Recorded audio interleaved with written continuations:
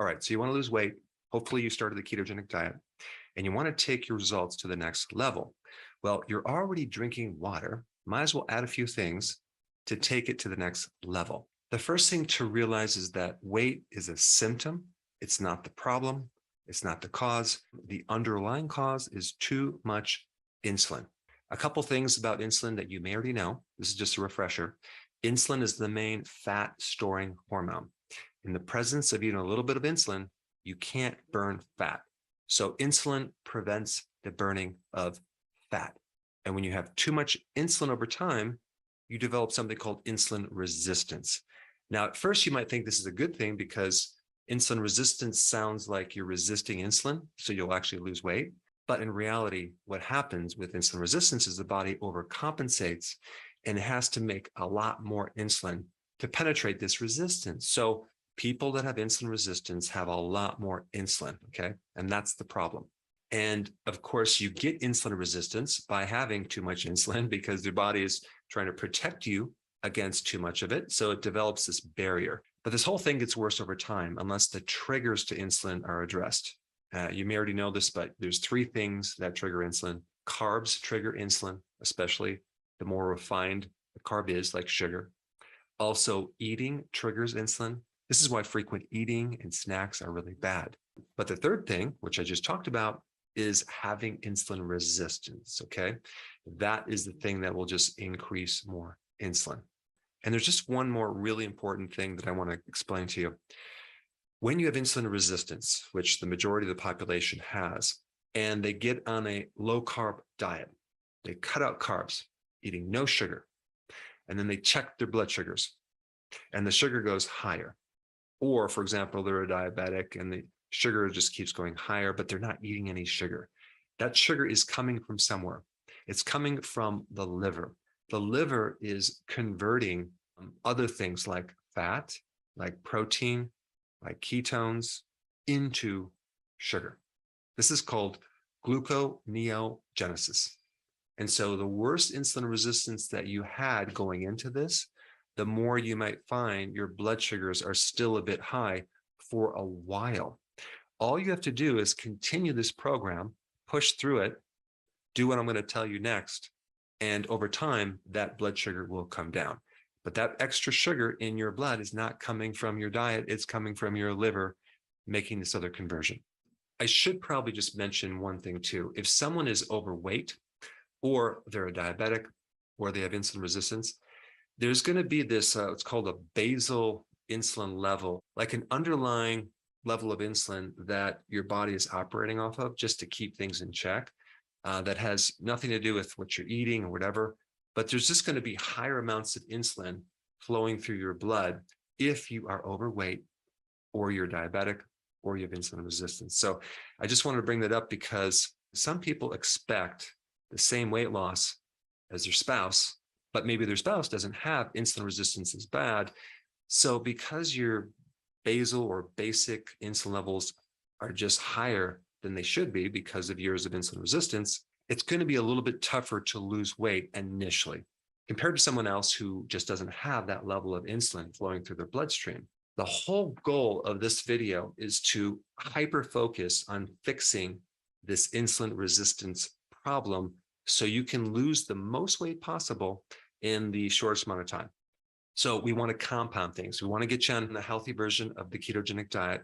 We want you to do intermittent fasting. But with your fluids, you can add just a few things just to take it to the next level. So we're talking about three things: lemon, apple cider vinegar, and cinnamon.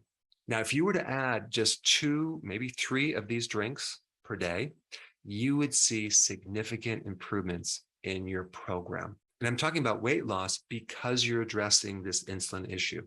And even if you're not perfect in the diet, this will actually improve things greatly. All right, so let's first talk about apple cider vinegar. Apple cider vinegar has something called acetic acid. Acetic acid is a potent blood sugar lowering compound, okay? It will help make insulin more sensitive and less resistant. It will help lower your blood sugars even if you eat some carbs, believe it or not. And there's some interesting studies, which I'll put down below. Okay, and then we get this lemon, right?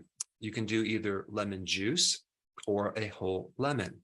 You can either blend the whole lemon in the blender. It takes a little bit more when you're cleaning things out, but eating the whole lemon gives you some additional benefits if you have time. But if you don't have time, just get some lemon juice and use that.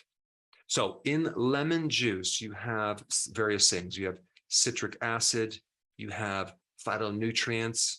You'll have vitamin C if you juice the fresh lemon or blend the whole lemon. Lemon juice that's contained in a glass jar is usually pasteurized. It's not raw. And because vitamin C is sensitive to oxygen and heat, it's pretty much going to destroy that vitamin C. But there are other benefits of vitamin C, especially as you're trying to lose weight. But the phytonutrients in lemon juice make insulin more sensitive and they make insulin less resistant. Now, the third component, and this is an extra thing, okay, cinnamon. And you just put a pinch of the cinnamon into this mixture. Cinnamon is one of those things that has a potent effect on making insulin more sensitive and helping your blood sugars be more regulated. In one study, they took 543 diabetics and they tested this cinnamon, and the average person dropped their blood sugars by 24 points, which is very significant. So if you can just add a few things to the liquid that you're already drinking, it's a no-brainer. And we're using a compound effect. We're adding several things. Actually, we're adding intermittent fasting, keto, lemon juice, we're adding cinnamon and apple cider vinegar. All of these things are going to contribute and speed things up so you can really get to your goal a lot faster. Now, the other cool thing about these three things is that they all tend to help reduce fat on your liver. Like I said, they reduce insulin, they help blood sugars, they also help regulate your cholesterol, they help your liver make more bile, which has some benefits in itself. Lemon water also has citrates to decrease your risk of getting kidney stones, and all three are very anti-inflammatory. And too much inflammation in the body can actually create a situation where you have insulin resistance. So inflammation can also trigger insulin resistance. All right, so here are the instructions. Very, very simple. You can do this 2 or 3 times a day. You want to use 16 ounces of water. You're going to add either an ounce of lemon juice or a whole lemon. You can either blend the whole lemon or just squeeze the lemon juice from one lemon into the water. Then add 1 to 2 tablespoons of apple cider vinegar. I don't recommend Bragg's apple cider vinegar. I recommend Fairchild's because that is the source behind Bragg's and they don't dilute it. And I'm not affiliated, I don't get any kickbacks, but that's a really superior apple cider vinegar. It comes with the mother, it's organic, and it's concentrated. If you look at the ingredients in Bragg's apple cider vinegar, they add water. So basically they dilute it. Then take your cinnamon and just put a pinch into this container. You can either shake it up or blend it. And so some people that drink this might not like the taste, okay? It might be too bitter. So you might want to add a few drops, liquid stevia. If you don't know what that is, it's an extract from a plant that's sweet without the sugar. And you just need a few drops and it'll just taste just like lemonade. Or some people use my electrolyte powder, 1 scoop. And that way you get some electrolytes with the sweetener, which is stevia.